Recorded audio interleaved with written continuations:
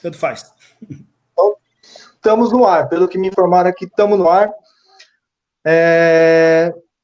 Boa tarde a todos. Voltamos com mais uma live aqui do canal o ABC contra o Golpe. E a gente vai falar hoje com duas mentes brilhantes. São dois professores espetaculares. É uma honra para mim estar mediando essa conversa. Espero que vocês que estejam nos assistindo e depois no futuro também possam guardar aqui. Vamos tentar extrair aqui o máximo dessa oportunidade de ouvir. E hoje o tema, a gente vai falar um pouquinho, né, sobre se devemos participar das eleições, né? Isso envolve uma concepção. Essa tese existe porque existe uma outra tese que diz que o evento é burguês, que ele não deve ser disputado, que ele reforça. Então a gente vai conversar sobre isso, mas já aproveitando a oportunidade, porque nós estamos aqui na presença de dois grandes cientistas, né? E assim, já fazer um convite, porque assim, gostaria muito de um dia a gente poder conversar sobre as revoluções, Revolução Cubana, né? O professor Mal falando, falar sobre Gramsci, falar sobre a Revolução Russa, né? A gente podia juntar um dia, falar sobre as revoluções aí, aproveitar todo o conhecimento de vocês aí. Fazer, então, abrir o espaço para uma apresentação, né? Professor Mal, né? Muitos não sabem, né? Eu não sei se você se importa com isso, Mal, mas a maior parte das pessoas te reconhece como um artista Mal, né? É uma banda, um dos bastiões, né? O baluarte do punk aqui no ABC é muito forte, aqui o movimento punk. Então o Mal é muito conhecido como artista, né? Do Garotos Podres, mas é um grande professor. Está no Instituto São Paulo ainda, professor? Estou no Instituto Federal de São Paulo, no campus Cubatão. Professor, historiador, doutor, conhece tudo de Cuba. A gente vai falar aqui um pouquinho, vamos falar de eleições também, vamos ver se a gente abre um pouquinho para desmistificar aquela história que em Cuba não tem eleição, que lá em Cuba lá é um ditador goela abaixo, e as pessoas vão se surpreender um pouquinho. Vamos ouvir aqui da voz de alguém que sabe muito.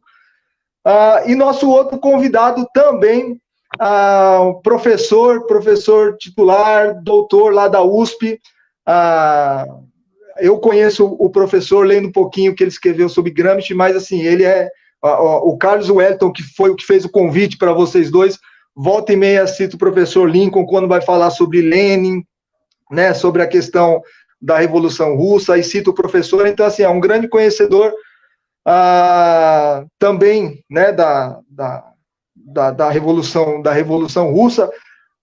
O Gramsci, que era deputado, né? Foi deputado, não é, professor? Foi deputado lá numa região no norte, lá da Itália. A gente pode até usar isso daí. Um grande revolucionário, né? Um revolucionário radical, né? Que assumiu o parlamento, né? Ele foi caçado, obviamente, depois lá pelo Bolsonaro deles lá, o Mussolini, né? E, não é... E aí a gente vai abrir, então, espaço para uma fala inicial, uma saudação aos nossos ouvintes aqui, telespectadores. Se importa, professor Mal, de iniciar, depois a gente vai revisando? Sim, então, primeiro, boa tarde. Gostaria de agradecer a presença de todos, agradecer o convite que me foi feito. É um grande prazer estar aqui batendo um papo junto com o Lincoln, que é colega de longa data e fazia tempo que eu não o via, né, devido a essa pandemia, né? E o tema ele é extremamente interessante, já que nós estamos nas vésperas de um processo eleitoral, né? E eu acho que o debate sobre as questões eleitorais devem fazer parte, obviamente, da ação política, né? É óbvio que nós devemos privilegiar outros campos da política, né? Afinal de contas, a política não se faz apenas no momento do voto, mas principalmente na mobilização popular, sindical, o povo na rua. Isso daí é a principal forma da ação política. Mas as eleições, elas existem, elas estão aí. Então, nós devemos saber como nos posicionar diante delas. Ok? Legal. Professor Lincoln, a saudação.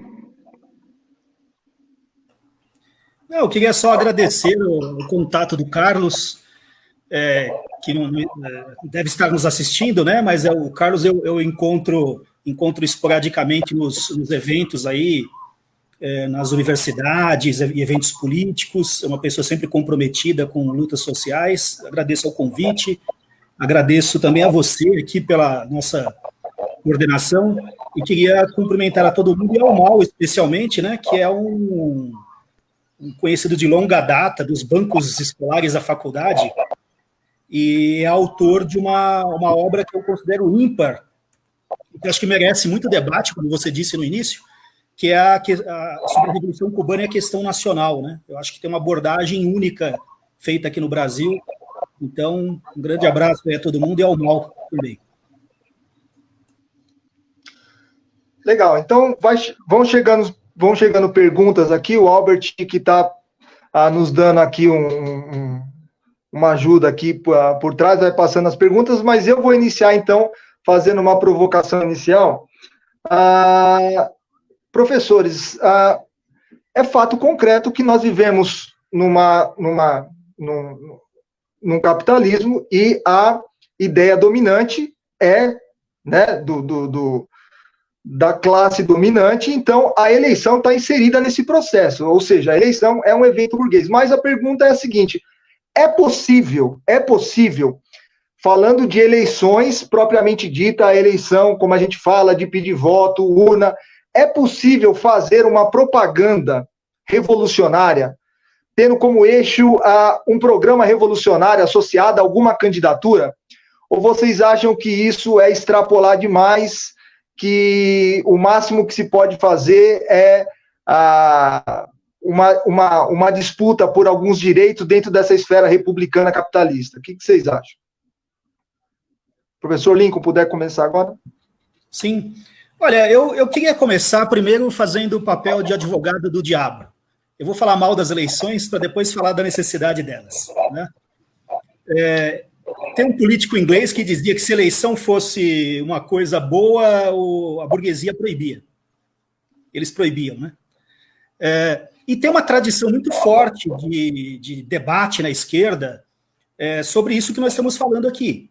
Isso vem dos debates da Segunda Internacional, onde os socialistas reformistas acreditavam numa transformação em direção ao socialismo pela via eleitoral. Os leninistas, enfim, a esquerda revolucionária, defendia também a participação nas eleições, mas uma participação que ficasse restrita a usá-la como lugar de denúncia, né, da situação da classe trabalhadora. Mas eu recuaria ao próprio Marx, né? Porque o próprio Marx, eu não vou me alongar aqui, porque a gente tem que falar mais da realidade brasileira, mas no próprio Marx a gente já tem uma crítica da política. E a gente, então, tem que ter isso em vista, até para dialogar com quem a gente quer dialogar aqui, porque qual que é o objetivo de um diálogo aqui nosso? É um diálogo basicamente restrito a pessoas da esquerda reformista e da esquerda revolucionária, vamos dizer assim, né? Aí com todos os seus matizes, sociais-democratas, comunistas, anarquistas, etc. Bom, para esse campo específico, que não é majoritário em nenhuma sociedade, evidentemente, na política de nenhum país burguês e capitalista, é importante a gente saber quais são os limites da participação política. Até onde a gente pode e até onde a gente deve ir. Então, a gente já encontra no Marx, por exemplo, como eu dizia antes, uma crítica da política.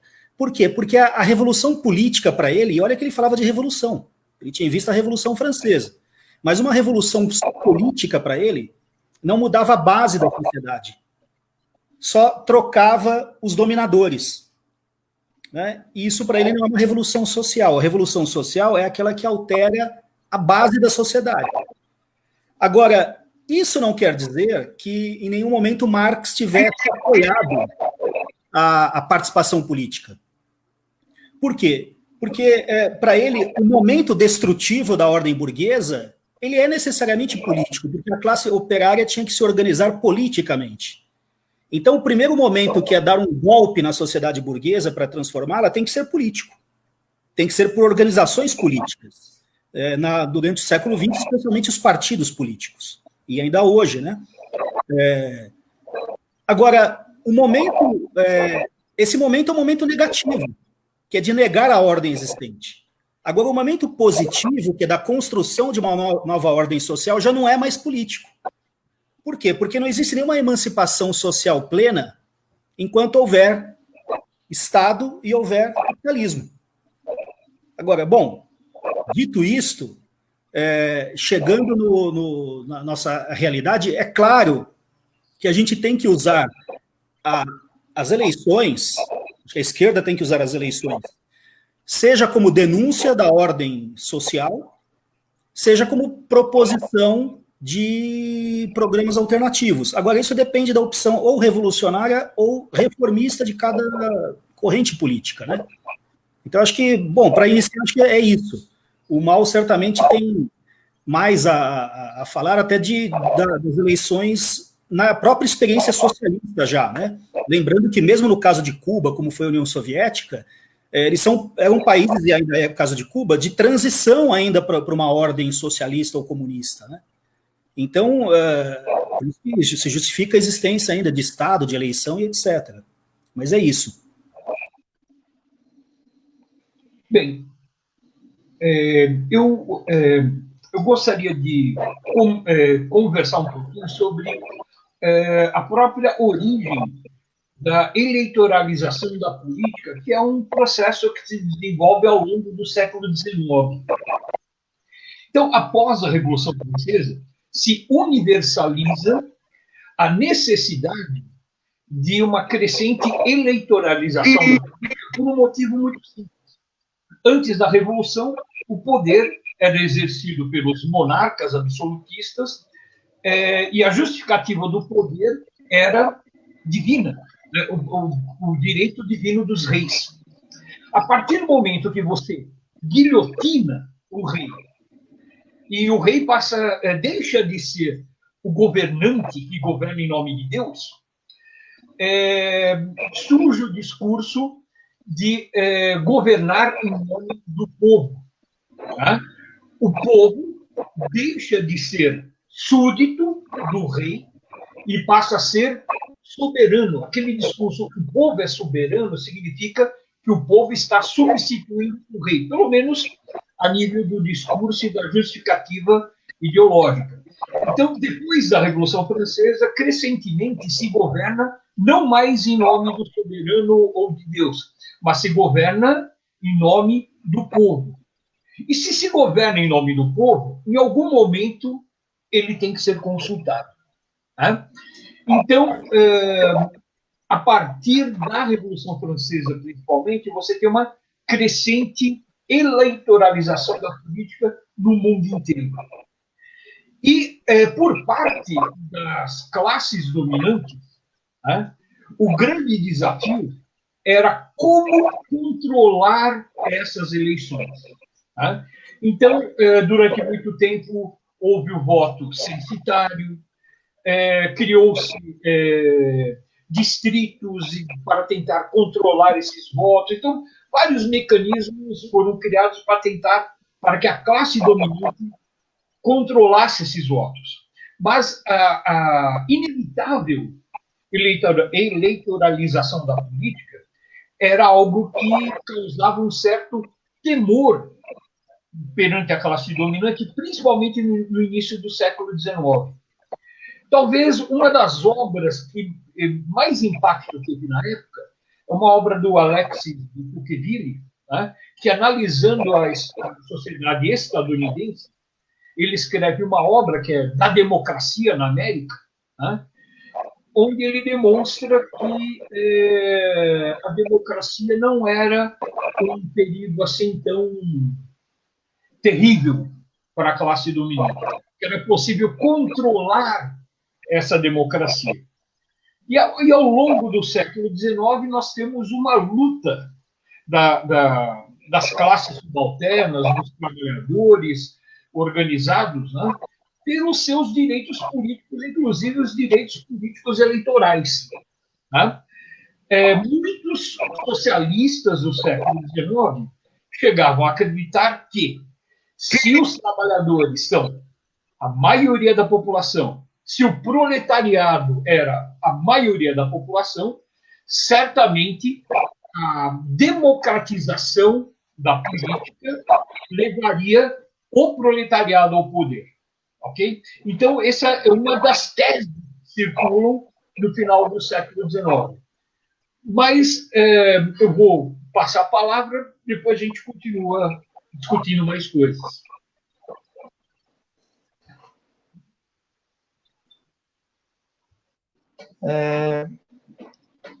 Professores, existe uma denúncia, é uma observação, uma crítica, só que em tom de denúncia, de partes de movimentos que se autodeclaram revolucionários, que tenta dizer que a esquerda brasileira ela tem um foco exagerado nas eleições, né? E que nos últimos 20 anos isso aumentou ainda mais, o que levou ao abandono das políticas de base, construção de base social. Justamente são esses grupos que fazem um discurso que nega a participação eleitoral. Queria saber a opinião de vocês sobre dois aspectos. Vocês acham que quando grupos negam a participação nas eleições, pode ser considerado um debate estéril, ou ele contribui para a gente compreender, inclusive, fazer as denúncias e saber os limites das eleições? E se vocês concordam que o enfoque nas eleições acaba prejudicando a atividade de base, elas não podem ser conciliadas? Mal, quiser começar agora? Eu acho o seguinte, que a política eleitoral, a política parlamentar, ela não pode ser vista como algo isolado das demais atividades políticas. Por exemplo, um dos partidos mais importantes que surgiram no Brasil no final dos anos 70, comecinho dos anos 80, que é o Partido dos Trabalhadores, é um partido que surgiu dentro do movimento sindical, eu diria até mais especificamente, em grande medida surgiu dentro do sindicato dos metalúrgicos do ABC. Né? E é um partido que surge da seguinte necessidade: os trabalhadores organizados saíam às ruas, organizavam greves, organizavam um movimento social, muitas vezes conquistavam na marra, né, determinadas conquistas, e depois, lá no parlamento, né, ditas do biombo, né, do parlamento, essas conquistas eram destruídas por medidas políticas. Por exemplo, vamos dar um exemplo mais atual. Recentemente, os trabalhadores perderam grande parte dos seus direitos trabalhistas, com a chamada reforma trabalhista, perderam grande parte dos seus direitos previdenciários, perderam parte de grande parte dos direitos sociais, tudo no parlamento. Então, o parlamento é um campo de luta. E é por isso que os trabalhadores, lá em 79, 80, fundaram o PT. Né? Que é para ter uma representação, inclusive no parlamento, inclusive na política, digamos assim, burguesa, para fazer frente defendendo os direitos dos trabalhadores. Ok? Obviamente, não podemos ter ilusões. Né? A classe dominante não vai entregar a rapadura só porque você ganhou uma eleição. Né? Para isso, ela é capaz de dar golpe, etc. Mas nós podemos, através da política, o tempo todo estar tensionando e colocando essa classe dominante em xeque. Se os trabalhadores votassem em partidos que defendessem a classe operária, com certeza teriam maioria e reforma trabalhista não teria sido aprovada. Né?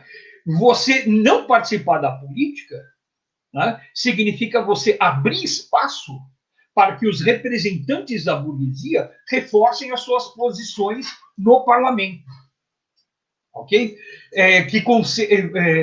Não participar da política significa facilitar o trabalho da reação, porque a direita vai estar lançando seus candidatos, né? E usando a propaganda para iludir os eleitores, ok? Então, nós que somos trabalhadores, temos por obrigação estar participando da luta em todos os campos, inclusive na política eleitoral, ok? Buscando eleger candidatos que sejam favoráveis aos trabalhadores. Ou então, eles vão conseguir continuar nos massacrando, como está acontecendo hoje. A maioria do parlamento vota contra os trabalhadores. É isso. Ou seja, não são excludentes das lutas, não, né? A luta pelo parlamento não exclui a luta de base. Obrigatoriamente, elas se conectam, né?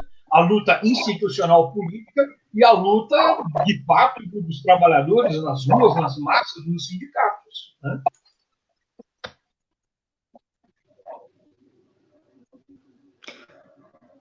Professor Lincoln, os trabalhadores votam nos ricos, é isso daí a hegemonia cultural do Gramsci? Eu acho que não é verdade que simplesmente votam nos ricos, né? Primeiro, só eu vou comentando um pouco do que o Mal disse. Eu acho que eu tenho uma opinião sobre isso, obviamente, porque eu escrevi um livrinho chamado História do PT, né? E analiso criticamente essa trajetória do PT que o Mal fala lá do ABC paulista até esse PT de hoje que passou pela presidência da República. Mas, assim, em primeiro lugar, eu acho que a gente tem que partir da realidade que a gente tem, que é o Brasil. Né? O Brasil não é a França, que teve a Revolução Francesa, não é a Rússia, não é um país revolucionário, é um país em que a burguesia, como dizia o Florestan Fernandes, ela sempre teve um regime autocrático. Autocracia significa que é um governo que é um processo pelo qual a burguesia monopoliza todo o poder econômico, cultural, social e racial. Então, mesmo quando a gente tem democracia, a autocracia não desaparece, então é sempre uma democracia limitada. Numa democracia limitada, e onde os trabalhadores têm muito pouca chance de se mobilizar sem ser reprimido, numa situação dessas, não dá para dizer que a classe trabalhadora ou o povo não sabe votar. O problema é que a ele tudo é negado, né, historicamente. É negada a educação, é negada a saúde, é negada a organização, é negada a autonomia cultural. Então, sei lá, quando a população negra ia fazer lá as suas manifestações religiosas, apanhava, a polícia fechava o terreiro. Essa é a história do Brasil, né? Então, a gente sempre parte, o Florestan falava isso, eu gosto muito do Florestan, né? Ele sempre dizia assim, a gente sempre fica patinando no ponto zero, como agora, né? A gente teve um governo moderadamente progressista, que foi o governo do PT, a burguesia simplesmente deu um golpe e derrubou esse governo. Então, acho que é mais complexo. O problema é que a esquerda brasileira, quando o PT foi criado, ela tinha uma concepção que era ainda reformista, sem dúvida nenhuma, mas era um avanço para a sociedade brasileira. Só que era uma concepção reformista de verdade, que pensava no quê? Que o acúmulo social de forças gerava acúmulo institucional e até eleitoral. Então, o crescimento eleitoral da esquerda era também resultado do seu crescimento social, da sua força social. Depois, a esquerda, quando chega ao governo, ela inverte a equação.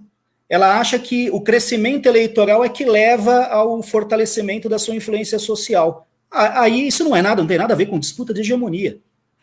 Isso é puro eleitoralismo. É claro que isso também não proíbe ninguém de fazer trabalho de base. Eu não entro nessa de que o PT proibiu, o PT impediu o trabalho de base quando chegou ao governo. Não, é uma série de circunstâncias históricas. O fato dele ser a expressão máxima de um campo popular na política brasileira não é à toa, ele tem legitimidade, ou teve, ou ainda tem, não sei, para isso. Né? E a esquerda mais radical, revolucionária, não consegue chegar também na população mais pobre. Isso em termos mais amplos, né? Claro que há muitos exemplos de trabalho localizado importantes. Mas a classe trabalhadora brasileira até hoje, ela só pôde mudar, ainda que parcialmente, a sua sorte pela via eleitoral. E aí eu concordo com o Mal. Se você não tiver uma bancada, por exemplo, de vereadores e deputados e etc., você não consegue sequer vocalizar, verbalizar aquilo que são os interesses dos trabalhadores. A gente sabe que o parlamento, isso também o Florestan dizia, ele é o inverso da sociedade. Que a maioria social é minoria no parlamento, e a maioria do parlamento é minoria social, sem dúvida. Né? Mas ainda assim, se não houver participação política eleitoral, eles fazem tudo o que eles querem. Não vão fazer 50, 60, 70, vão fazer 100% do que eles querem. Daí a importância, claro, da disputa eleitoral. Agora, a minha crítica é, antes o PT dizia a luta faz a lei. Era um lema lá dos anos 80. Agora, é o contrário. É a lei que produz a luta. E não é verdade, né? Quer dizer, o PT caiu nesse legalismo, nesse falso republicanismo, e, aliás, por isso, em grande medida, foi derrubado. Então, a esquerda tem que voltar, não sei se a palavra é voltar, mas ela tem que acumular forças de novo na sociedade, porque agora a gente tem um movimento fascista no poder. Mas é isso.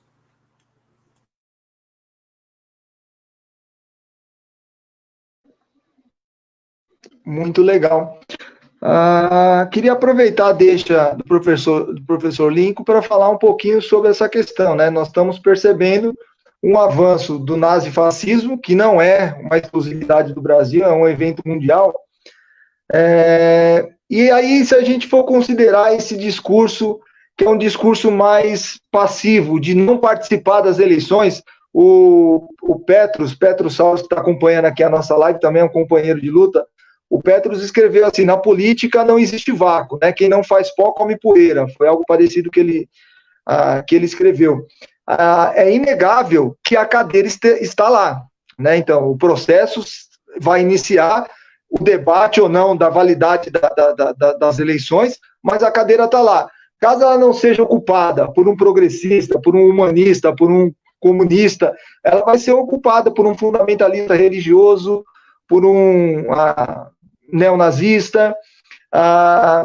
Às vezes essa passividade, esse discurso que antigamente era considerado estéril, que não produzia nada, hoje ele começa a ser entendido como ele produz sim. A tua omissão é uma posição que está favorecendo o avanço da ultradireita. Vocês concordam que essa posição passiva, ela também é responsável pelo avanço da direita, ou seja, não disputar com afinco todos os espaços, inclusive os eleitorais, são responsáveis pelo aumento do nazifascismo, da ultradireita nos espaços de poder e social? Eu queria começar, pode ser, Mal? Não, só pelo seguinte, acho que, de fato, eu até vi aqui, estou lendo as perguntas aqui também, tem até uma falando do Executivo e do Legislativo Conservador, acho que é DRICA. Acho interessante partir disso pelo seguinte, será muito difícil algum governo de esquerda ser eleito com maioria parlamentar. Embora seja muito importante ter, né, uma votação grande no parlamento. Isso leva os governos progressistas a fazerem alianças que não deveriam. Algumas até tudo bem, algumas alianças táticas, né? Mas formam, na verdade, coalizões que são de centro, são quase conservadoras, para que o presidente possa governar. Qual que é a alternativa a isso? É não deixar de fazer alianças táticas no parlamento, mas é preciso também ter, aí que volta ao que o Mal falou antes lá, ter poder de mobilização social para apoiar o governo a fazer as mudanças no interesse popular. Então, isso a gente vê em alguns casos, né? Bem ou mal, o João Goulart, não sei se o Mal concorda com isso, ele com todos os limites dele, mas ele até tinha uma relação com o movimento sindical como presidente, ele teve algum apoio de massas, né? Mesmo assim foi derrubado. Eu acho que na Venezuela o governo faz isso também. Agora, quem está fazendo isso no Brasil? A extrema-direita, né? O fascismo está dando uma lição por vias tortas para a esquerda. Porque o que faz o bolsonarismo? Mobilização social, pode ser por rede, não sei o quê, é claro que é tudo tem fake, é monstruoso o que ele faz, com apoio econômico do grande capital, tudo isso é verdade, mas ele mobiliza permanentemente, ele não deixa de lado as bandeiras ideológicas dele, né? E, ao mesmo tempo, implementa um programa ultraliberal de direita. E ele não tinha maioria no Congresso quando ele foi eleito. Ainda hoje, essa maioria é negociada o tempo todo, porque a gente sabe que o parlamento funciona no toma lá da cá. Ele só tem oposição mesmo da esquerda e tem os oportunistas, que ora apoiam, ora não. Com a esquerda era a mesma coisa. Agora, em nenhum momento o governo Lula ou o governo Dilma convocou a população para apoiar alguma medida que era do interesse dos trabalhadores. Para finalizar rapidamente, que eu acho um grande exemplo o grande exemplo é junho de 2013, né, daquilo que você estava falando, Marcelo, porque a partir de junho de 2013, embora seja um movimento complexo, a gente pode discutir aqui, né? Mas ali a esquerda começou a perder as ruas, né? E a extrema-direita ganhou as ruas e fez aquilo que a esquerda não fazia nos últimos 10 ou 15 anos, que era mobilização social com luta institucional. Eles fizeram. Ganharam.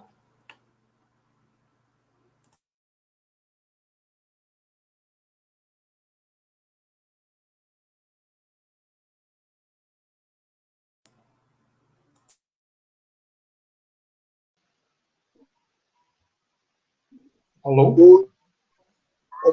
Uma pergunta para ti, feita pelo companheiro Carlos Wellington. Em 2014, o PT perdeu 20 deputados federais e o PSOL não ganhou 20.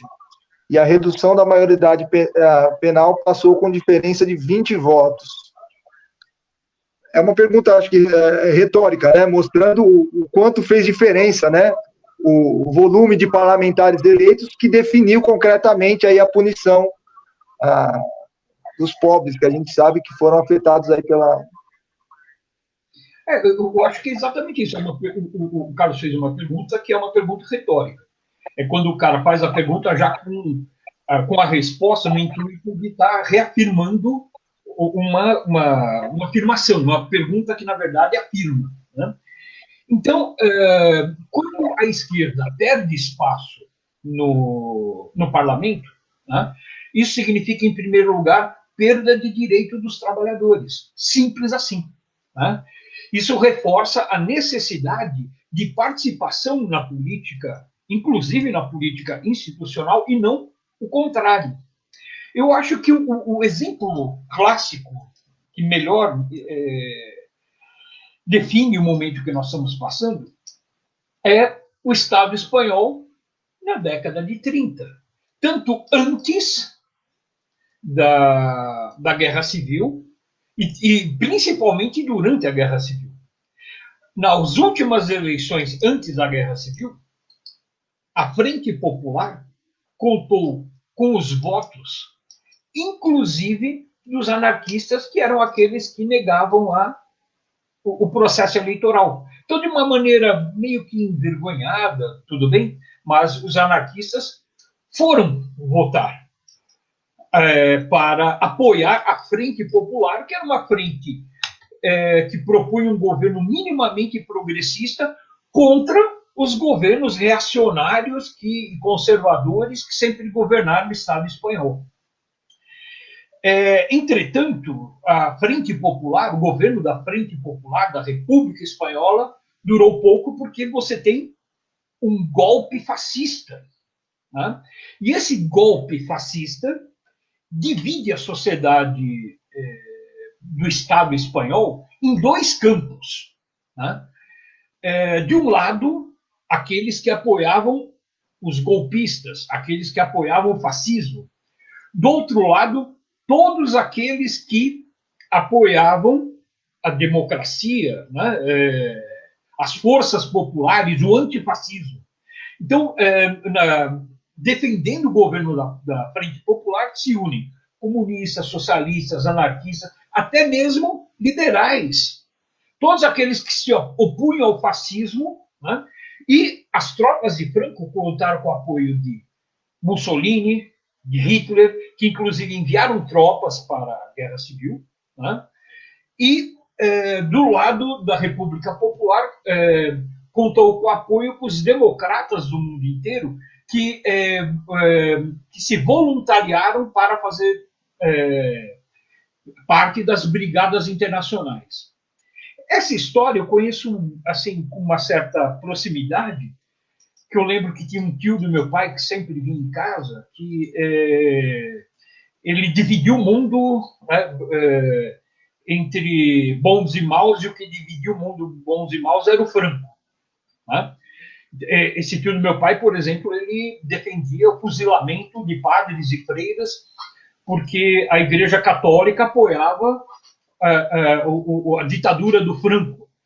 Ele esperou o Franco morrer para visitar a Espanha, onde, né, conhecer os lugares onde houve combate, etc. Então, nesse momento histórico, nós temos que resgatar as bandeiras de luta das frentes populares contra o fascismo.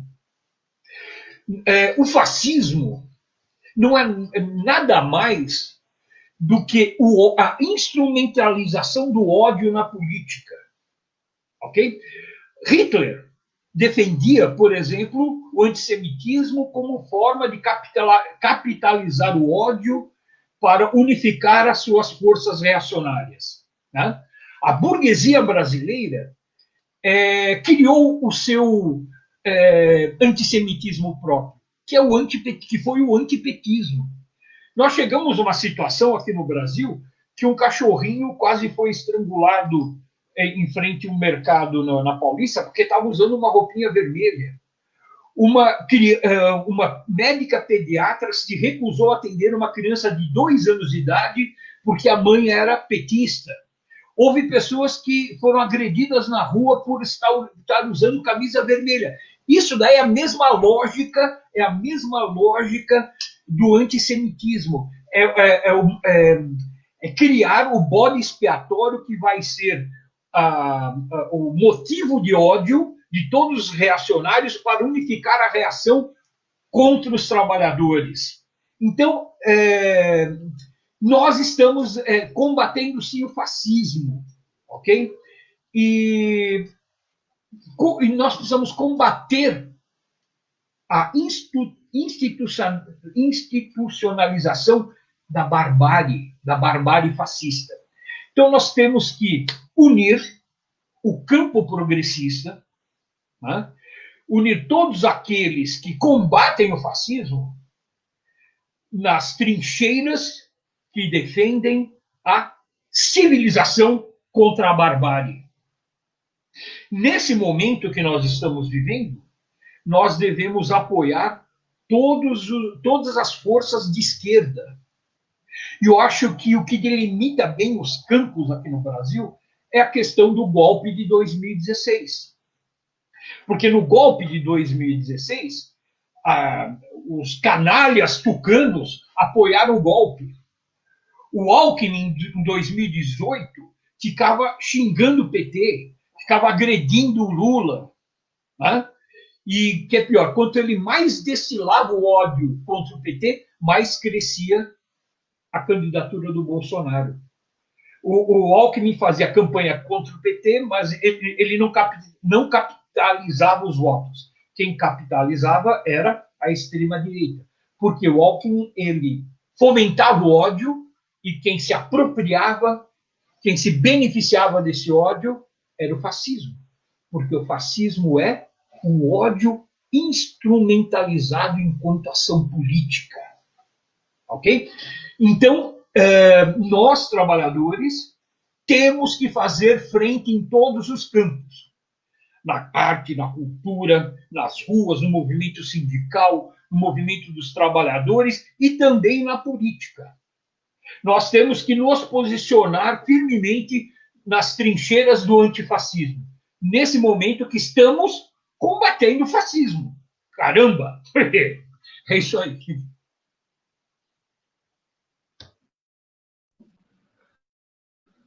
Bem legal. Há um comportamento meio purista, né? O Carlos Wellington usa o termo purista, autonomista, de algum grupo de pessoas que nega a eleição sobre todos os aspectos. Professor Lincoln, você citou 2013, né? Nós estamos até tentando organizar documento para a gente escrever um livro futuramente.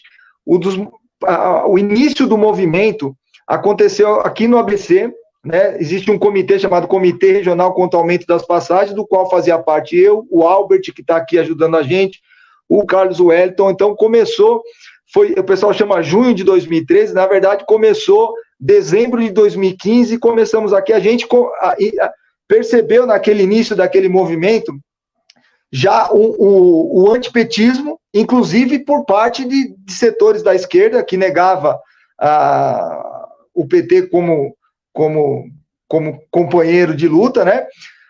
E durante quando se avolumou os protestos, haviam pessoas que eram agredidas por estarem com camisa vermelha, não precisava ser nem do PT, com camisa vermelha. E a gente observava também que durante esse movimento houve um recuo das esquerdas, né? De todas as frações da esquerda, nós abandonamos, ou seja, parece até um perfil nosso, né? Quando tem disputa, a gente opta por sair da disputa, né? Então, assim, quando é o momento da gente fazer os enfrentamentos, então, assim, aquele movimento foi cooptado, muito obviamente organizado pela mídia, entrou empresário no meio, entrou muito volume de direita, entrou parte do Ministério Público de São Paulo, mas também houve um acovardamento também da esquerda de fazer esses enfrentamentos, que é o enfrentamento da eleição. Vou aproveitar que agora é a fala do Mal. Mal, a gente vai abusar um pouquinho de você para entender, se você pudesse falar de forma sintética, porque eleições é um termo guarda-chuva e ele muda. Vocês são historiadores, sabem que dependendo da época, do período histórico, o modelo eleitoral é dependendo da região. Você tem um conhecimento muito grande sobre Cuba. Você consegue explicar sucintamente, primeiro, desmistificar, né, a ideia de que em Cuba não há eleição, e se você pudesse fazer um comparativo, né, com a eleição brasileira, para que a gente pudesse entender melhor, compreender Cuba. Alô? Acho que caiu. Falhou aí, mas a gente acho que continua aí, Mal. Eu vou respondendo, eu entendi a pergunta, para discutir a questão de Cuba. É bem interessante. Quando Fidel ficou doente e foi substituído pelo irmão, né?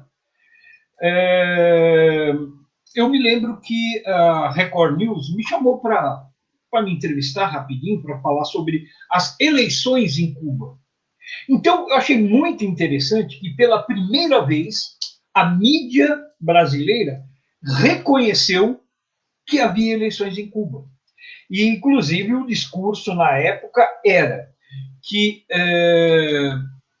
o irmão do Fidel que seria eleito, né? Mas reconheceu que havia eleições, porque até então a mídia sempre falava e tocava o seguinte bordão: Cuba é uma ditadura e lá não há eleições e por isso é que o Fidel está no poder. Era esse o discurso de todos os meios de comunicação aqui no Brasil.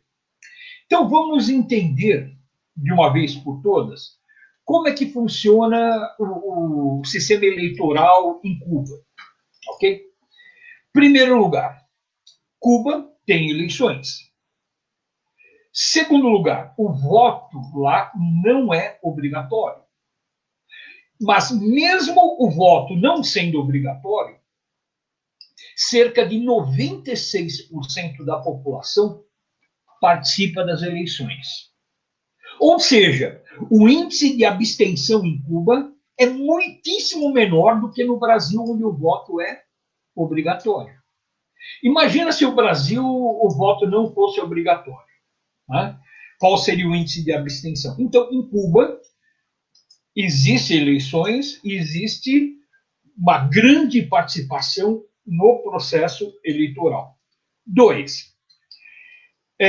Um segundo mito é que Cuba só há um partido, que é o Partido Comunista de Cuba. Isso é verdade? Sim. Só que o Partido Comunista de Cuba é proibido de participar do processo eleitoral.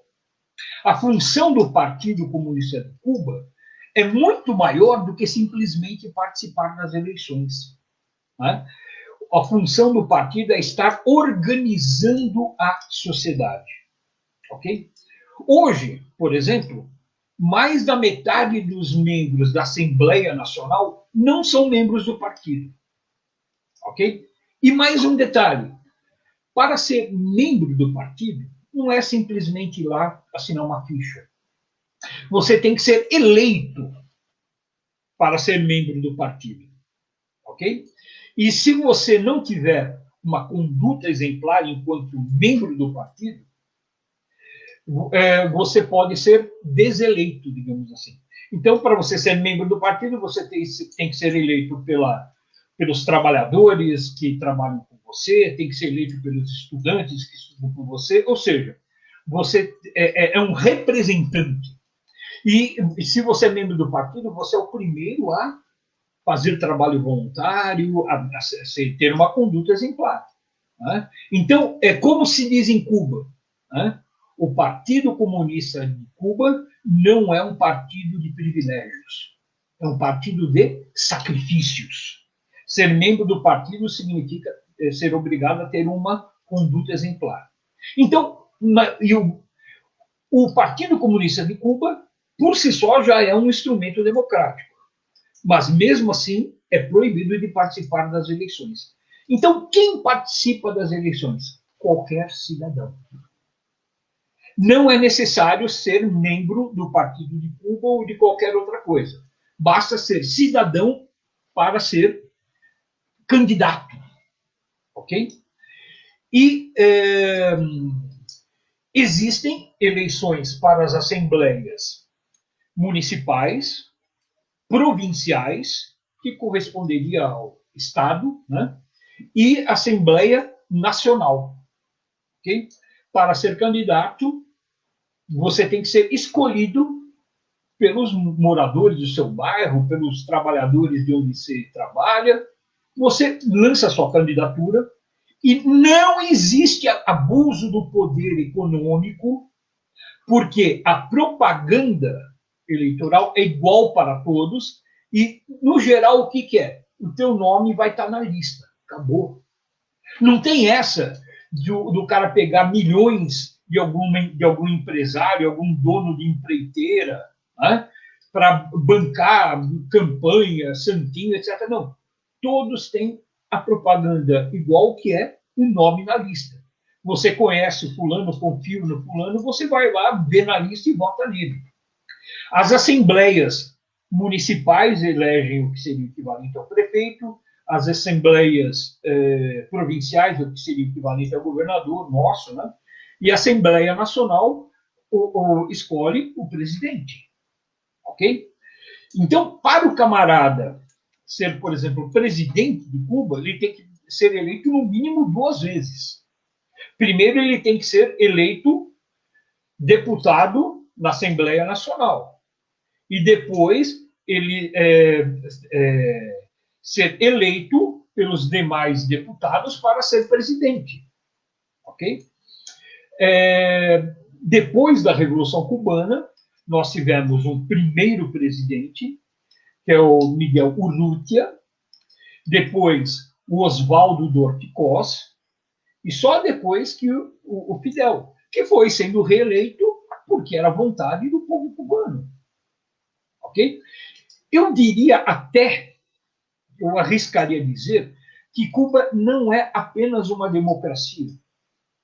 Cuba é uma sociedade que tem uma democracia avançada. Por quê? Quando nós falamos, eu falei do sistema eleitoral, mas nós devemos deixar bem claro que a democracia ela não se resume ao processo eleitoral. A democracia ela tem muito mais a ver com a rede de relações que se constroem na sociedade. Em Cuba, o que mais se faz é decidir as coisas conforme os problemas aparecem. Por exemplo, em 96, estive em Cuba. Um amigo meu, Ciro, né, esteve numa cidadezinha do interior, lá na Sierra Maestra, e houve um problema que a cidade estava sem energia elétrica. Sabe o que as pessoas fizeram? Se reuniram numa assembleia e decidiram o seguinte, que alguns voluntários, como não tinha energia, iam fazer pão. A padaria não funcionava porque não tinha energia elétrica, então iam fazer pão manualmente. E como fazendo manualmente a produção era menor, para que houvesse pão pelo menos para as crianças.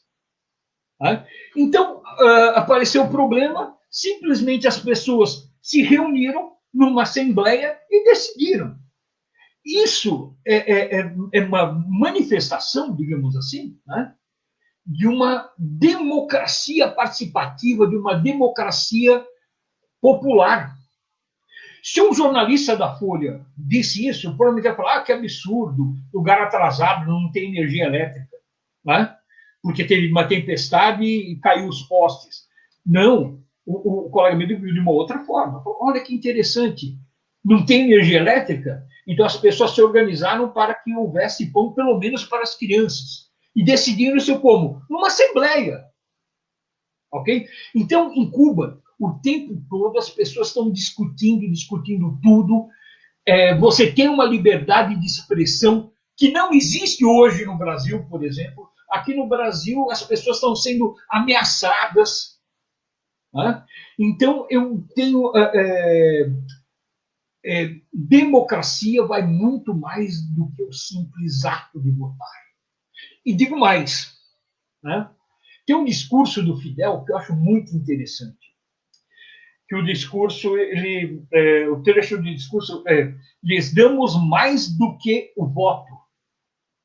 Lhes damos o fuzil. Em Cuba, toda a população está militarmente organizada.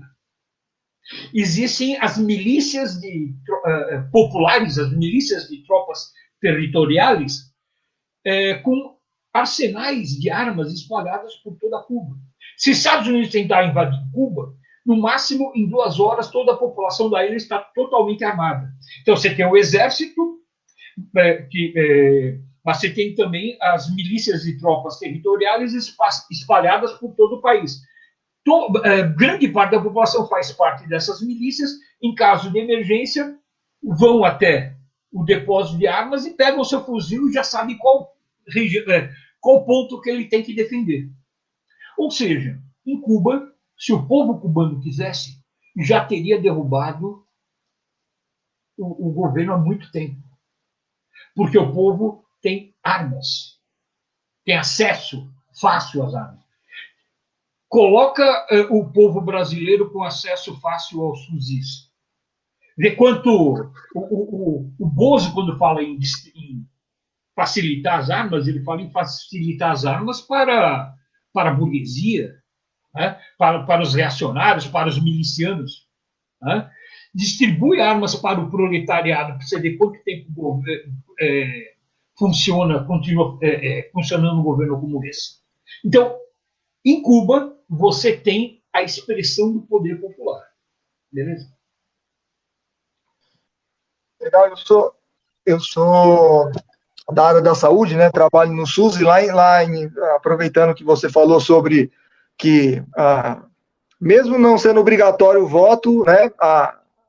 A população vai votar lá. Durante a pandemia, não houve obrigatoriedade do tal de lockdown, das pessoas ficarem em casa obrigatoriamente. Mas adivinha o que aconteceu? Eles têm uma autogestão, uma autodisciplina, eles tiveram... A própria população se organizou e fizeram o seu isolamento. Né? Então, assim, Cuba teve um dos menores índices de mortalidade do mundo. Né? Professor Lincoln, vamos abusar agora da tua capacidade.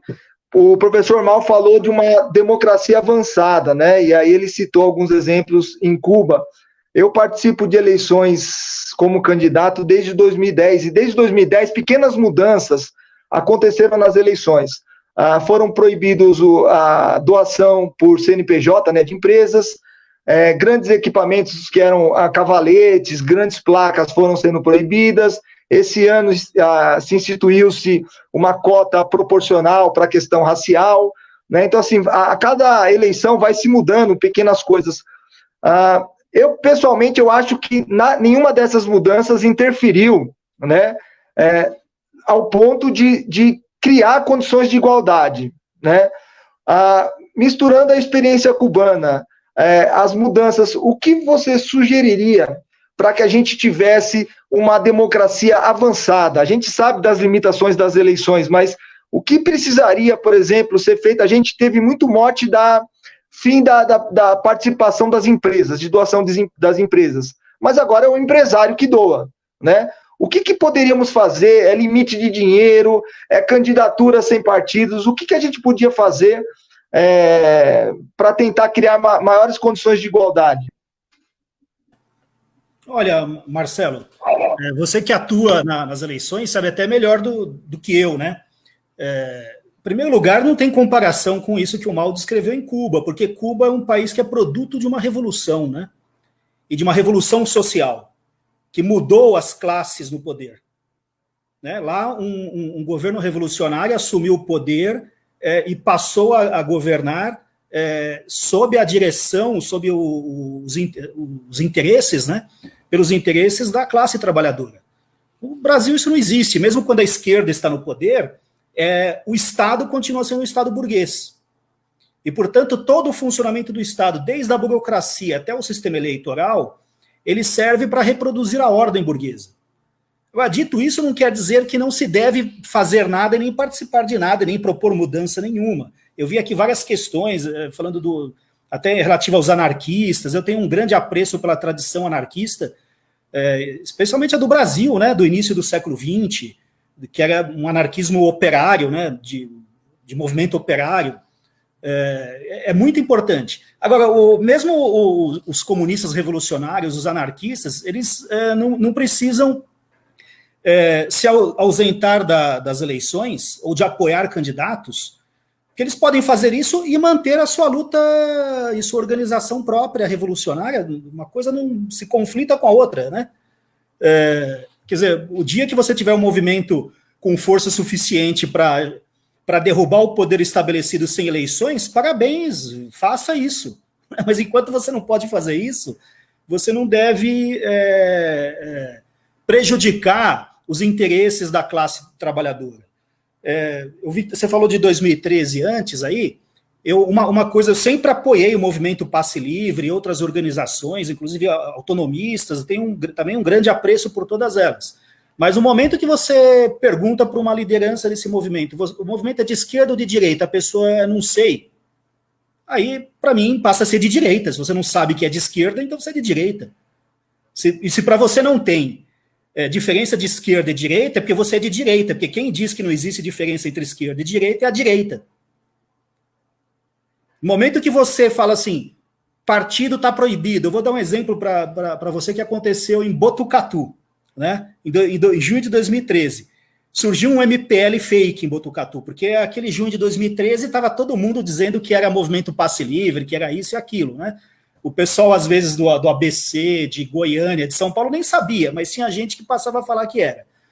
Em Botucatu surgiu um movimento que durou 3, 4 meses. Depois nunca mais ninguém ouviu falar desse movimento. Só que é um movimento de jovens de classe média alta que foi para a rua para fazer protesto, e quando apareceu lá um senhor negro com uma camisa, acho que era até do PCR, alguma coisa assim, com uma foice e um martelo, eles falaram para o cara que ele tinha que tirar a camisa, que ali não era lugar de partido. Não é que não era lugar de partido, ali não é lugar de partido comunista, de partido dos trabalhadores, de partido socialista, é esse o partido que esse pessoal não quer. Né? Então, você pode ser autonomista, pode ser comunista, pode ser socialista, pode ser reformista, agora faça a sua luta, não entra no jogo da direita de querer expulsar, por exemplo, das ruas do Brasil, um movimento que está muito antes de você ali, né? Quer dizer, o movimento comunista está nas ruas desde 1922, por exemplo. Então, como é que eu posso dizer, baixa a sua bandeira? Aquela pessoa nunca baixou a sua bandeira. Né? Mas, agora, entrando rapidamente nessa questão do eleitoral, Eu, pessoalmente, acho que a gente precisava ter um voto em lista. Eu acho que é a melhor coisa, você teria um voto em lista de partidos, né? Mas eu sei que isso tem um longo debate, inclusive na esquerda. Eu acho que o voto em lista ele seria melhor até para organizar o sistema partidário no Brasil. E, sem dúvida, proibindo o apoio financeiro de empresários. Agora, você disse bem, quando você proíbe o apoio de empresas, não é que o empresário ele dá dinheiro ele mesmo como pessoa física, ele mesmo se candidata. Aumenta o número de empresários na política. Eles têm mais dinheiro. Então, a questão não é essa. Se você tiver voto em lista e dizer que só pode usar dinheiro de fundo partidário, por exemplo, isso nos nossos limites, aí talvez isso fosse uma solução melhor. Mas eu estou longe de ser especialista nisso, em sistema eleitoral e etc. Então, não saberia responder. O que eu acho que é muito curioso, desde o começo eu queria ter falado isso, é o fato de vocês chamarem esse debate com esse tema. Curioso, é importante, né? Por quê? Quando é que a esquerda debateu isso no Brasil, isso que a gente está debatendo hoje? Esse debate começou nos anos 70. Por quê? Havia ditadura e a esquerda estava discutindo se participava ou não de eleições. O Partido Comunista resolveu que tinha que participar das eleições. Um outro setor da esquerda foi para a luta armada. Respeito muito esse setor da esquerda que foi para a luta armada, porque não é setor da esquerda que ficou falando mal do Partido Comunista e não fazia nada. É um setor que foi lá e lutou. Pode estar equivocado ou não vou entrar no mérito, mas lutou, né? Mas o Partido Comunista, ele decidiu participar. E o que aconteceu? A partir de 74 até 82, o Partido Comunista ele elegeu vários deputados, vereadores, pela legenda do MDB. E a votação do Partido Comunista cresceu. Por quê? Porque o Partido Comunista era o partido mais aparelhado para atuar na clandestinidade, inclusive em eleições. Então vejam que naquele momento o Partido Comunista, mesmo sendo proibido, ele resolveu participar das eleições e usou a sua estrutura leninista, clandestina, para eleger deputados, mesmo numa ditadura. E acho que a gente agora está vivendo um momento semelhante, né? Eu não saberia, quer dizer, nós não temos ainda um regime fascista, mas a gente tem fascistas no poder. E isso já nos coloca a necessidade de a gente discutir como a gente vai participar de eleições, né, sob um governo fascista. Mas é isso, Marcelo. Há algum tempo eu li, Mal, você deu uma entrevista, alguma coisa. Eu tenho um primo meu de Mauá que tem uma banda de punk. E a gente, onde iremos chegar, né? Uma banda entrou na lista das bandas antifascistas lá, né? Para orgulho deles. E aí eu vi você uma vez falando, né? Que o crescimento do nazifascismo contribuiu para a renovação do movimento punk, né? E aí você vê assim, né? A questão mais politizada do movimento. Será que também assim o bolsonarismo também, professor Lincoln, não é a causa, talvez, desse interesse agora de, temos que repensar aquele nosso puritanismo, talvez tenhamos que disputar mesmo o parlamento, as câmaras de vereadores, né? É difícil falar que o bolsonarismo possa trazer algo bom, né? Schopenhauer que falava, né? A dor move a humanidade, né? Será que esse sofrimento, talvez, a gente contra as cordas, está empurrando a gente, primeiramente, imagino eu, que para as eleições, que talvez seja um caminho mais tranquilo, e depois quisera eu que empurrasse a gente para as bases na periferia? É um efeito do bolsonarismo, talvez, esse nosso debate? Olha, eu acho que você tem razão. É um bom efeito, apesar de, como você disse, do bolsonarismo não sai nada de bom, né? Mas da situação em que ele expressa, sai isso de bom. Porque eu acho que o golpe de 2016, como disse o Mal muito bem, foi um divisor de águas. Eu acho que na nossa conjuntura você define esquerda e direita em relação ao golpe de 2016. Quem diz que não teve golpe é de direita. Conscientemente ou não, com discurso camuflado ou não. Quem diz que teve golpe está no campo progressista, ou mais à esquerda, ou pelo menos no campo progressista. E também o Mal já falou isso, é a partir daí que a gente vai organizar a resistência antifascista. Mas você tem toda a razão. Acho que, como na ditadura, né, de 64, houve uma retomada, inclusive, do trabalho de base. A gente esquece muito.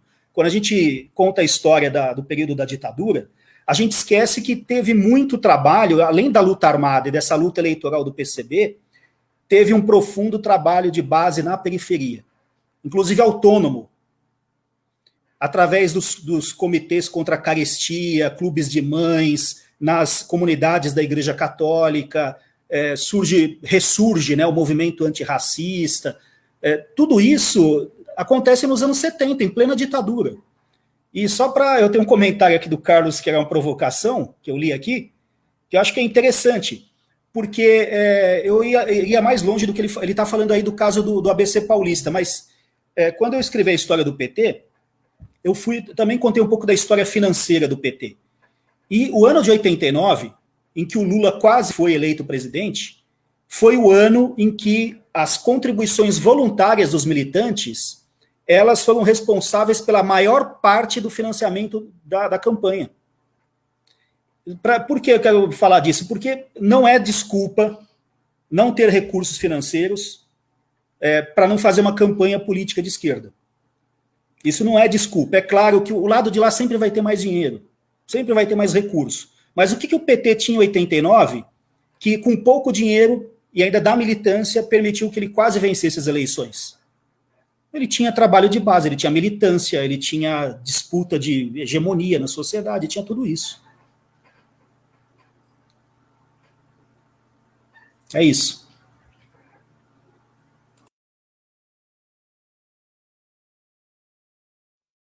Quer dar uma palavrinha, irmão? Eu acho assim, toda a tragédia que nós estamos passando, nós devemos tentar extrair algo de bom, né? E talvez o melhor que nós possamos extrair é justamente a possibilidade de, pelo menos parte da esquerda, se unir nessa frente popular contra o fascismo. Ainda pegando como exemplo o que aconteceu na década de 30 no Estado espanhol, que foi uma tragédia, né? Um golpe que levou a uma guerra civil, que, por sua vez, levou a derrota do campo popular e estabelecimento de uma ditadura. Quer dizer, uma tragédia de grandes proporções, com mais de 1 milhão de mortos, né? Mas o que se extraiu de bom nisso, né? O que se extraiu foi justamente essa necessidade, né, da luta conjunta dessa frente contra o inimigo comum que é o fascismo. Então, é o momento da esquerda brasileira aproveitar esse momento e cerrar fileiras, né? Construir pontes que consigam, de alguma forma, unificar essa esquerda, nem que seja na luta, nem que seja apenas por estar enfrentando um inimigo comum, né? Então, eu acho que isso que é importante. Em relação aos mecanismos democráticos, eu acho da chamada do sistema eleitoral brasileiro, nós não devemos ter excessivas ilusões, na minha opinião. Porque, assim como em Cuba, o sistema eleitoral expressa uma sociedade em que houve uma revolução, né, e você tem um governo popular no poder, aqui no Brasil não, né? Nós temos uma classe dominante perversa, que é herdeira de mais de 3 séculos de escravidão, né? Então, o sistema eleitoral, de alguma forma, vai espelhar os interesses dessa hegemonia política dessa classe dominante, né? Enquanto não houver uma revolução no Brasil, nós vamos entender apenas o sistema eleitoral como um campo de combate, um local de disputa, onde nós vamos fazer frente ao avanço das medidas impopulares e vamos lutar para avançar o máximo possível. Mas não se faz revolução pelo voto, né? Nós não devemos desprezar o sistema eleitoral, devemos participar dele, mas sem ter ilusões. Nós podemos avançar muito, mas não vamos fazer uma revolução pelo voto. Ok? Em relação à questão do 2013, falando bem rapidamente, havia um discurso que o movimento tinha que ser horizontal, que não podia ter liderança, não podia ter carro de som. Né? Então, tudo aquilo que sempre foi tradicional nas mobilizações da esquerda era negado por um grupo político que tinha uma visão política diferente, talvez até mais democrática. Por que não enxergar por essa forma? Mas, entretanto, né, a não existência de uma liderança organizada de carro de som, de uma organização que conduzisse o movimento, possibilitou que a direita se infiltrasse e tomasse o movimento, e tomasse a direção do movimento. Se você não se organiza para dirigir, quem está organizado vai se infiltrar e vai dirigir. Eu lembro, numa das últimas manifestações que eu cheguei, o Lincoln estava lá também, que foi na Avenida Paulista, simplesmente começou a aparecer um monte de gente esquisita, com camiseta amarela, não sei o quê, blá, blá, blá, e começou a expulsar o pessoal que estava com bandeira de esquerda, com camisa vermelha, etc., e começou a expulsar até mesmo as lideranças do movimento Passe Livre. Cara. Eu lembro as pessoas do próprio Passe Livre, que eram alunos do Lincoln, inclusive alguns deles, então, o pessoal apavorado, porque o pessoal da direita, e no meio daquele pessoal da direita, estava assim, ó, sabe do quê? De P2. Tá? Então, os tucanos infiltraram policial, a paisana, tá? Para estar organizando e instrumentalizando esses militantes de extrema-direita. Ou seja, você vai organizar um movimento, você tem que organizar esse movimento. Você tem que ter liderança democrática, mas liderança. Você tem que ter instrumento. Manifestação, na minha opinião, você tem que organizar até a segurança da manifestação. Tipo, de repente, está tendo uma manifestação, você percebeu que tem um P2 se infiltrando, querendo causar tumulto para justificar a repressão, a segurança da manifestação tem que ir lá e reprimir, sim. Não queremos fascistas de extrema-direita, não queremos policial infiltrado tentando acabar com a manifestação. Ou seja, todo aquele movimento que pregava a questão da horizontalidade e tal, não sei o quê, é muito interessante o discurso, mas na prática não funciona. Não funciona por quê? Porque nós estamos numa guerra. Nós estamos numa guerra de classes. Luta de classes é isso. A direita, quando se infiltra para acabar com as manifestações de esquerda, ela não faz isso porque ela é malvada. Ela faz isso porque ela está fazendo a luta de classes. Nós não podemos ser ingênuos. Nós temos que nos organizar muito bem para fazer frente a esse pessoal que é muito organizado. E 2013 demonstrou o quanto eles são organizados. Foram tão organizados que, através da mídia, em primeiro lugar, eu lembro uma das primeiras manifestações que teve confronto, o da Atena, aquele pessoal da Globo, etc., metendo o pau no pessoal do Passe Livre, uma sexta. Na segunda, o pessoal já estava elogiando, porque o pessoal já viu que dava para organizar e infiltrar as lideranças ali. Tal. A mídia passou a apoiar o movimento. Por quê? Porque eles, ao invés de destruir pela repressão, eles resolveram destruir pela infiltração. E como é que você combate o infiltrado? Se organizando. Organizando, inclusive, segurança para as manifestações. Apareceu P2, racha o cara de pancada, cara. Ok? Porque nós estamos lidando com o inimigo. É isso aí. Ô, Mal, deixa eu só fazer uma parte rápida. É que eu acho que também uma coisa que esses movimentos têm que aprender, e a esquerda em geral, que não é qualquer movimento de massa, não é só porque existe movimento de massa que é esquerda. Não é assim, não. Na história está cheio de movimento de massa. Aliás, o fascismo é uma mobilização de massa de extrema-direita. Então, não é porque teve qualquer movimento, inclusive de classe trabalhadora. Você tem que tomar muito cuidado. Você não tem uma direção e uma proposta que seja de esquerda, aquilo pode ser qualquer outra coisa. Por isso que 2013 foi um movimento muito estranho nesse sentido. A partir de um certo momento, ele tomou outro rumo. Eu posso dar outro exemplo, eu sei que é polêmico, como o greve de caminhoneiros.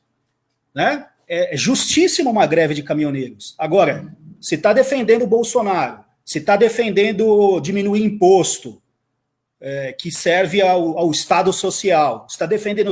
Bom, aí eu não embarcaria nessa, então a gente tem que tomar cuidado. Não é porque é movimento de massa que é de esquerda. E eu comecei a minha militância política num movimento chamado Diretas Já, né, no qual o Mal certamente estava lá também. Mas o movimento Diretas Já, que foi um movimento, inclusive, percentualmente maior do que o de 2013, né, que é um movimento de 84, ele era um movimento que tinha uma pauta, né, uma pauta política, que tem tudo a ver com o nosso debate, que era a gente retomar o direito de votar para presidente da República. Então, e tinha uma direção, inclusive uma direção majoritariamente burguesa. O Mal deve se lembrar disso, porque era do PMDB. O PT também fazia parte do movimento, né? Os partidos comunistas também, mas era o PDT do Brizola, mas era uma direção burguesa, mas era um movimento progressista. Você sabia qual que era a pauta e para onde ele ia. E, inclusive, sabia quais os limites dele. No momento que aquilo foi para o colégio eleitoral, a esquerda saiu, porque defendia só Diretas Já. Mas era um movimento de massa com um endereçamento político evidente. Não era, né, uma coisa, a gente está aqui contra tudo. Não é isso. Né? Mas desculpa, eu só queria dar esse adendo aí. Não, obrigado, professor. Você sabe que, embora também seja polêmico, eu também tenho uma opinião sobre 2013 que a gente fala exatamente isso que vocês comentaram. Faltou um pouquinho de marxismo ali na luta. Foi uma luta. Quando o professor Lincoln fala assim, quem fala que não é de direita nem de esquerda, provavelmente é de direita, aí você complementa, ainda que inconscientemente, né? Porque, assim, boa parte daquelas pessoas que estavam ali, obviamente não são autodeclaradas de direita, mas não tinham a compreensão do conceito de luta de classes. A história da humanidade é a história da luta de classes. A impressão que dava é que, para algumas pessoas, por isso que a gente chamava de puritanismo, nem passava na cabeça deles que estava havendo uma disputa naquele momento. Né? E aí não existia dentro daquele... E foi tudo muito rápido, e a esquerda também se ausentou também da disputa, ausentou mesmo, saiu de cenário. Não houve a questão do debate político, porque passe livre pelo passe livre é uma pequena pauta, né? Igual, vamos fazer aqui aí veio a tal da PEC lá do Ministério Público, aí sabe, aquelas questões bem específicas, né? Então, assim, não havia um debate de macropolítica para as pessoas, inclusive, poderem se posicionar.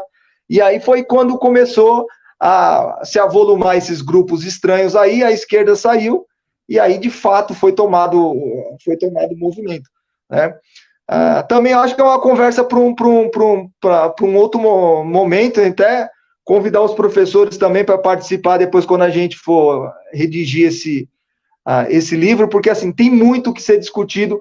Aqui no ABC, o movimento foi diferente do que em São Paulo. Aqui no ABC tinha uma linhagem mais política, era um grupo menor, com uma formação já consistente, política consistente, e a gente conseguiu. Só que depois, na volta de São Paulo, quando se avolumou, quando aqui começou a ter mais de 20, 30 mil pessoas, esse grupo já se tornou minoritário, né? Aí a questão do volume, embora ele permanecesse na rua, ele já não tinha capacidade mais de comando, né? Então todas as ações dos atos se davam por esses grupos que acabavam sendo majoritários, né, em volume.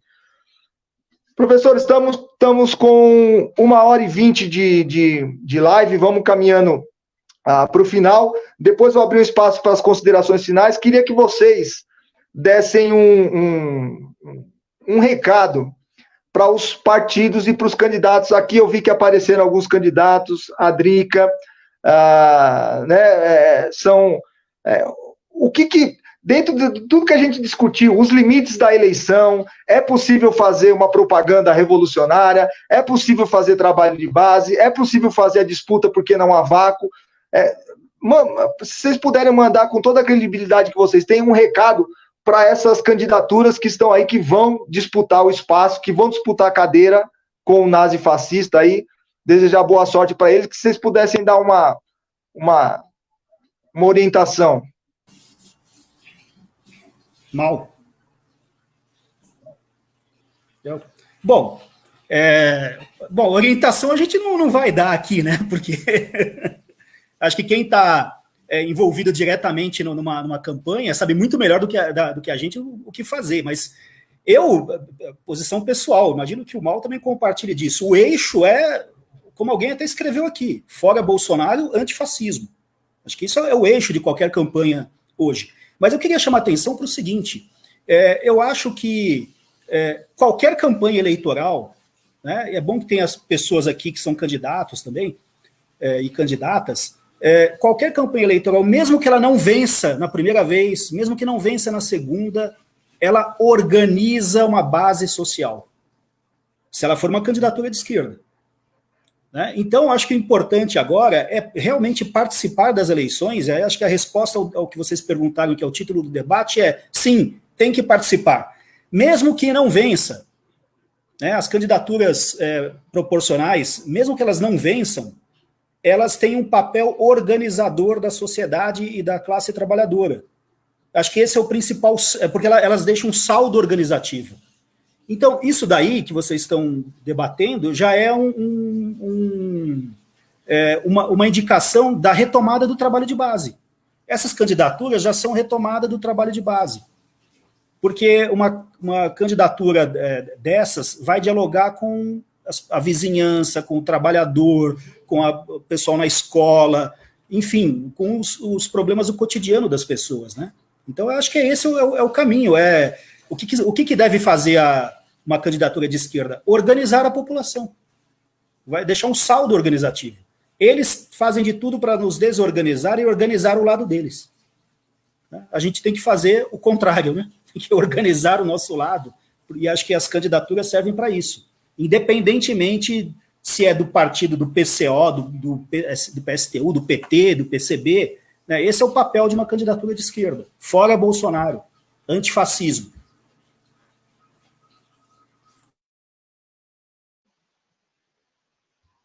Mal, se você puder, além dessa resposta, já complementar aqui, ó, além de mandar um recado para os candidatos, o Carlos sugeriu aqui mandar um recado para os devoradores de livros que não fazem a disputa concreta da eleição.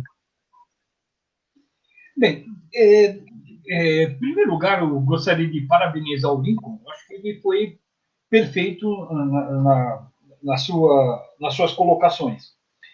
Então, eu acho o seguinte, que nós estamos vivendo um período muito específico nessas eleições. Né? Qual é o pano de fundo dessas eleições? Os fascistas no poder, o Bolsonaro. Né? E isso daí faz com que a dinâmica dos candidatos que aqui estão tenha que ser necessariamente, talvez, diferente das demais, das eleições anteriores. Eu acho que essas eleições realçam a importância de que as candidaturas construam organização popular, como o Lincoln lembrou, né? Que as candidaturas sejam mais do que candidaturas e que, ganhando ou perdendo, sendo eleitas ou não, elas contribuam para a organização dos trabalhadores, para a organização e para a conscientização dos trabalhadores. As eleições, elas passam, né? Mas essa organização, ela tem que permanecer. Né? Essa construção da consciência social tem que permanecer, né? e independente de ser uma esquerda devoradora de livros, né, que não participam da luta contra o fascismo. Né? Na verdade, a esquerda ela tem que se tornar uma esquerda orgânica, né? E engajada nessa luta, que é uma luta histórica do fascismo. Né? Então, tem que haver um combate ao sectarismo. Né? Quando a gente fala em frente, a gente está popular contra o fascismo, que na verdade, nos anos 30, foi um certo recuo da esquerda, que abandona uma política mais radical de classe contra classe para a política da Frente Popular. Né?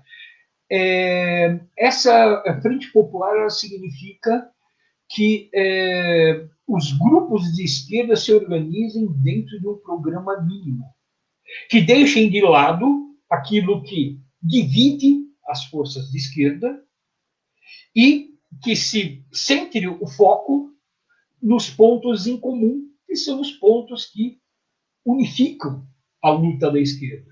Né? Então, o que eu poderia dizer é basicamente isso. Né? É necessário construir uma linha política semelhante à linha política de Frente Popular contra o Fascismo da época da Guerra Civil Espanhola. Segundo lugar, todas as candidaturas têm que estar muito preocupadas em estar, como lembrou Lincoln, estar organizando o movimento dos trabalhadores, né, e estar conscientizando as massas populares. O resultado, se esses candidatos vão ser eleitos ou não, é uma questão secundária. O importante é contribuir para a organização dos trabalhadores. Beleza? Passo a palavra. Marcelo? Bem legal. Professores, gostaria de agradecer imensamente, né? Estamos chegando ao fim aí, né? 90 minutos de live. Há uma sensação aqui, né, das pessoas que ficam... Porque eu sou um telespectador aqui, né? De querer ficar mais, deixar vocês falando. Não, fala mais aí, fala sobre futebol, né, para tentar sugar o máximo possível da mente de vocês. Obrigadão por terem participado. Eu acho que eu fui aqui o mediador e vou me dar aqui um espaço aqui para fazer um complemento. Eu sou candidato desde 2010. Nunca ganhei. E estou pouco preocupado com isso. Então, assim, é um espaço que tem que ser disputado. Também fiquei feliz que acho que estou no caminho certo, pelo que vocês falaram. Basicamente, nesses 10 anos aí, eu tenho uma percepção parecida com o que vocês falaram. Eu acho que é possível, sim, conciliar trabalho de base e eleição, como se chegasse o período eleitoral, a gente tenha que sair de cena para que as candidaturas ricas pudessem passear sozinha no palco. Não, a gente vai passear, vai zoar o palco, né? Ainda que a gente não consiga ganhar, a gente vai causar. E aí eu acho que esse é o propósito da militância, né? É um soldado que está à disposição em todos os períodos, né? Não existe essa especificidade. Eu sou militante durante um período numa determinada situação, então nós somos em todos, de manifestação de rua, de criação de cursinho popular, de luta organizada, de eleição também, né? E muitas questões, né? Tomar cuidado com a frente também, abre um espaço para um caminho também da questão do que frente que se constrói, às vezes se constrói frente antifascistas, que são verdadeiras frente fascistas, né? Que a gente viu espalhada pelo Brasil, né? Frentes. Então, assim, os militantes também têm que tomar cuidado das nossas bases, formação consistente, né, dos nossos jovens, dos nossos militantes. Os nossos candidatos precisam ter formação consistente, porque senão também pode depois servir ao jogo da burguesia, depois quando são eleitos. Então também é uma preocupação nossa. Acho que o Mal começou falando, vou abrir então as considerações finais ao professor Lincoln. Professor Lincoln, muito obrigado, tá? Muito legal, já li tua tese de de mestrado, é muito legal, gosto muito, tá? Gosto muito, eu posso dizer que eu compreendo o Gramsci mais pelas coisas que você escreve, tá? Do que pelo próprio livro do Gramsci. Acho que eu consegui compreender mais pela tua tese de mestrado do que pelo... Tá bom? É um prazer ter participado com vocês. Puder dar uma palavrinha final? Ô, Marcelo, muito obrigado aí pelas suas palavras. Queria agradecer todo mundo aqui que participou, algumas pessoas que eu não conheço, mas que fizeram ótimos comentários, outros aí como o Maurício País, o Jefferson, a Aguinaldo, tem um monte de gente aí que eu conheço, né? Desculpa não ter citado todo mundo, mas eu não sou muito dado à live, eu não gosto tanto, mas essa daqui eu achei muito legal. Primeiro porque é com o velho amigo Mal, né, e também com um grupo como o de vocês, que é um grupo de base, né, de luta, acho que isso é legal. Então, eu só queria agradecer, obrigado aí pela participação, pelas questões, e vamos ver se a gente, uma hora, discute a União Soviética, o socialismo, aí, a Revolução Cubana, Chinesa, né, eu e o Mal, acho que a gente faz uma boa dupla nesses temas aí. Obrigado. Obrigado, professor.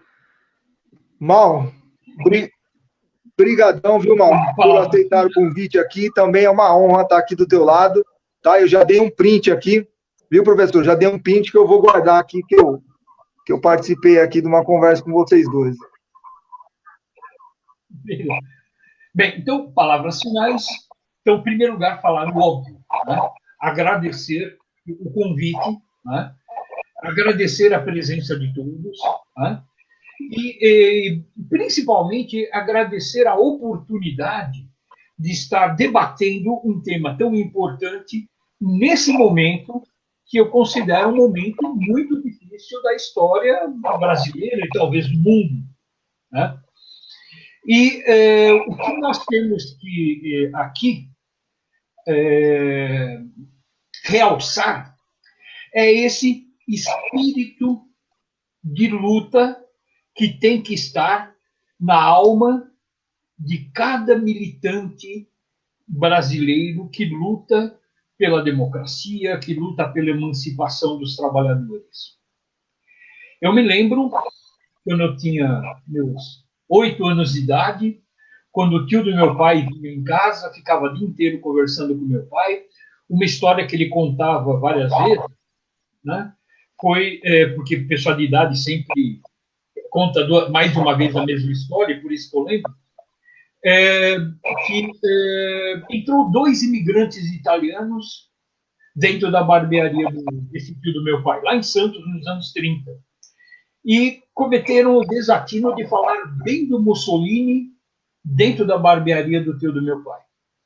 Daí o tio do meu pai simplesmente passou a mão na navalha e saiu correndo atrás dos dois com a navalha em riste, né? E afirmando orgulhosamente: como é que pode falar bem do Mussolini dentro da minha barbearia? Né? Então, aquela barbearia que discutia política, tal, que é muito... Santos era a cidade vermelha, né? Tinha uma imigração espanhola muito grande, e fez greve na década de 30, porque os portuários não queriam que se exportasse mercadorias para o Franco. Então, esse é o espírito de luta que nós temos que resgatar. O espírito de luta daqueles que estão dispostos a combater a barbárie fascista, ok?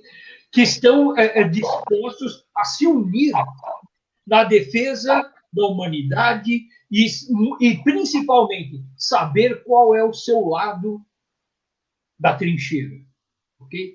Então, camaradas, um grande abraço a todos e todos à luta. Fora Bolsonaro. Fora Bolsonaro. Fora Bolsonaro. Bem, eu sou novo aqui, recomendações e orientações do nosso capitão aí, Albert.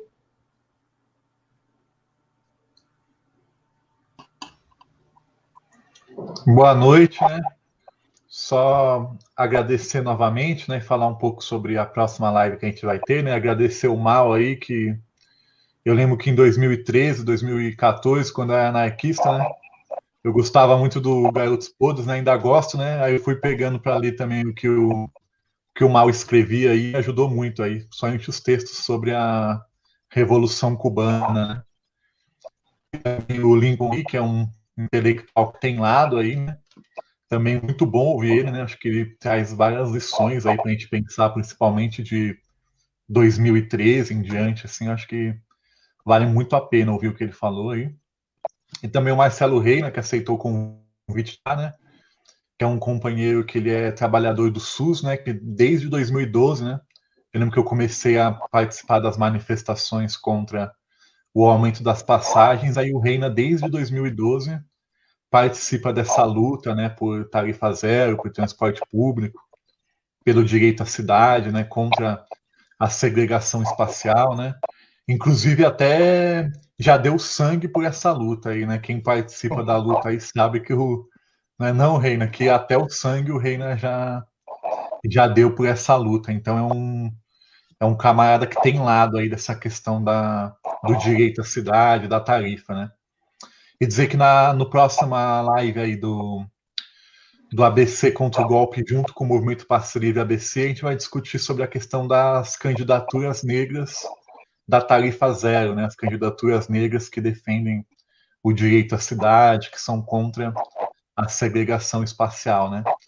E agradecer todo mundo aí, vamos continuar na luta e vamos compartilhar com o pessoal que o debate foi muito bom aí. Valeu, galera. Obrigado, Albert. Valeu. Valeu.